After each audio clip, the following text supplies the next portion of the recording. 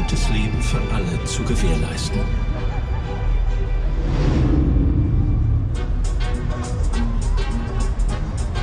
Nach den Erfahrungen aus der Weimarer Republik, der ersten deutschen Demokratie und der Herrschaft des Nationalsozialismus erarbeiten Politiker und Politikerinnen in den westlichen Besatzungszonen ab 1948 das Grundgesetz.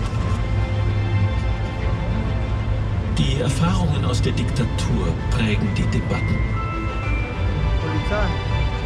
Das Grundgesetz legt fest, dass alle Staatsgewalt vom Volk ausgeht. Es gilt Gewaltenteilung.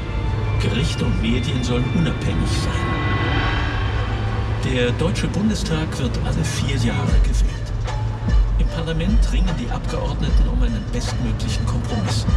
Die Entscheidungsfindung verläuft demokratisch. Am Ende entscheidet die Mehrheit.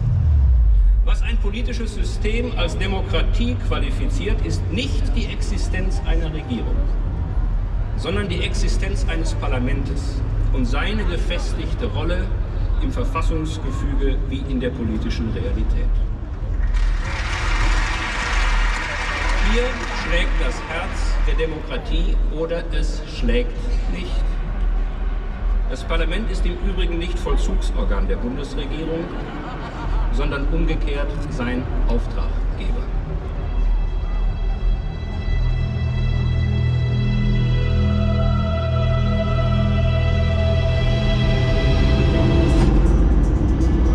Mai 1945. Der Zweite Weltkrieg ist vorüber. Die Alliierten, USA, Großbritannien, Frankreich und die Sowjetunion haben das nationalsozialistische Deutschland besiegt.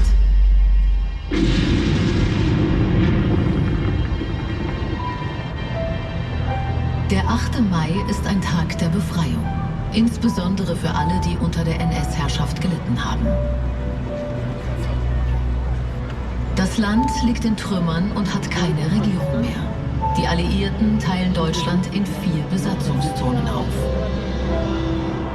Der Westen Deutschlands wird von Großbritannien, Frankreich und den USA besetzt. Alle 3 sind demokratische Staaten. Der östliche Teil wird von der Sowjetunion kontrolliert und gerät unter kommunistische Vorherrschaft. Auch Berlin wird in 4 Besatzungszonen aufgeteilt.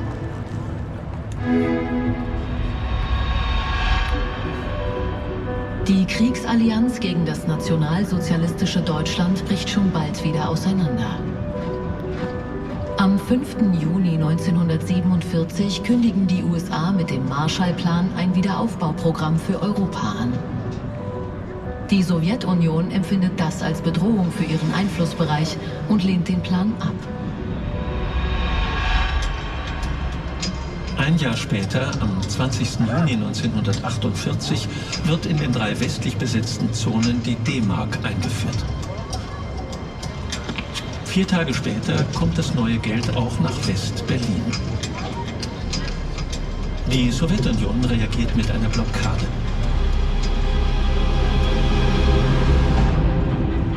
Sie riegelt alle Verbindungen nach West-Berlin ab. Dringend benötigte Waren und Güter können die Stadt nicht mehr erreichen.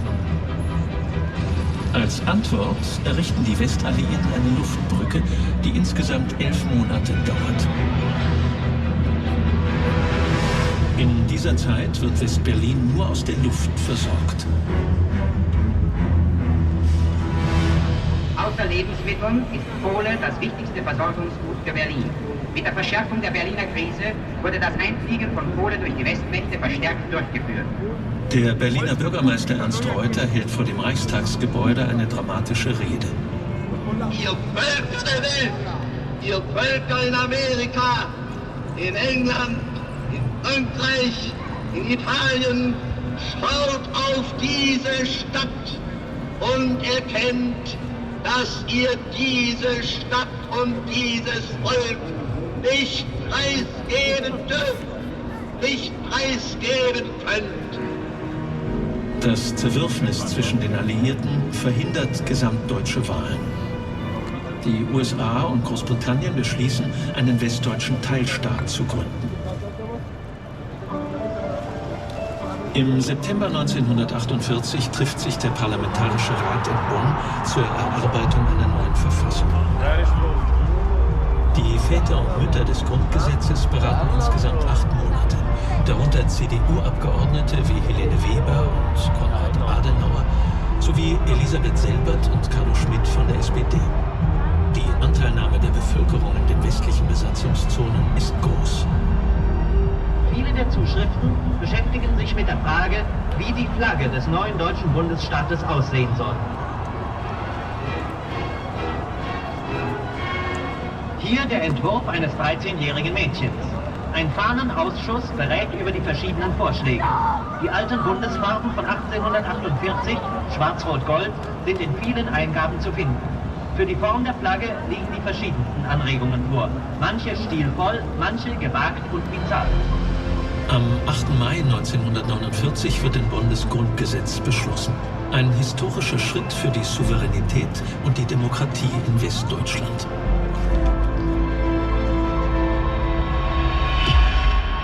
Die neue Verfassung zieht die Lehren aus den Fehlern der Weimarer Republik und der Nazi-Diktatur. Die Grundrechte stehen als Freiheitsrechte und auch zum Schutz vor staatlicher Willkür am Anfang der Verfassung. Das Parlament hat eine deutlich stärkere Rolle als in der Weimarer Republik. Die Einhaltung des Grundgesetzes wird vom Bundesverfassungsgericht überwacht.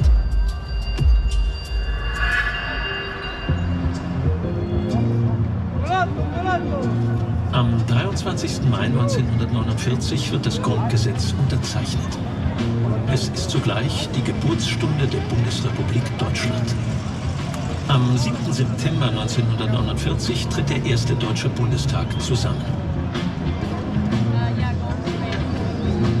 Meine Damen und Herren, ich übernehme das Amt des ersten Präsidenten des ersten Deutschen Bundestages der Bundesrepublik Deutschland. Am selben Tag findet auch die konstituierende Sitzung des Bundesrates statt. Er besteht aus Mitgliedern der Landesregierungen, die die Interessen der Bundesländer wahrnehmen. Der Bundesrat wirkt bei der Gesetzgebung mit. Knapp 2 Wochen später wird Konrad Adenauer im Bundestag zum ersten Bundeskanzler vereidigt. Ich schwöre es, so wahr mir Gott hält.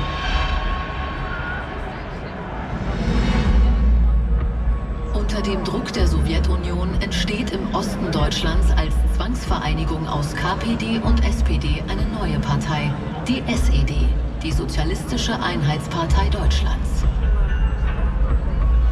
In Moskau holen sich SED-Spitzenfunktionäre die Zustimmung für eine Staatsgründung. Am 7. Oktober 1949 wird auf dem Gebiet der sowjetischen Besatzungszone die Deutsche Demokratische Republik gegründet. Erster Präsident ist Wilhelm Pieck. Die DDR ist eine Scheindemokratie und wird von einem Politbüro regiert. Es gibt weitere Parteien, doch sie alle müssen sich der Regierungspartei SED unterordnen. Sie bestimmt den Kurs des Landes. Zurück oder vorwärts, du musst dich entschließen. Wir bringen die Zeit nach vorn, Stück um Stück. Du kannst nicht bei uns und bei ihnen genießen, denn wenn du im Kreis gehst, dann bleibst du zurück. Sag mir, wo du stehst. Sag mir, wo du stehst.